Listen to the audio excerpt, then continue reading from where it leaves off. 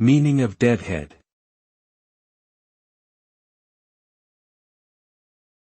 Deadhead.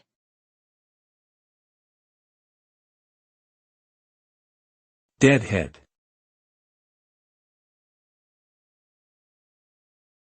Deadhead.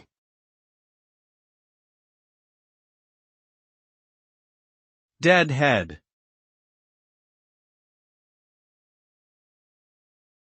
The term deadhead has several meanings depending on the context. In horticulture, it refers to removing dead flowers from plants to promote new growth. In transportation, it refers to a person who travels as a passenger without paying a fare, usually in the transportation of goods or material. In the context of the Grateful Dead and the jam band scene, a deadhead is a devoted fan of the band who often followed them on tour.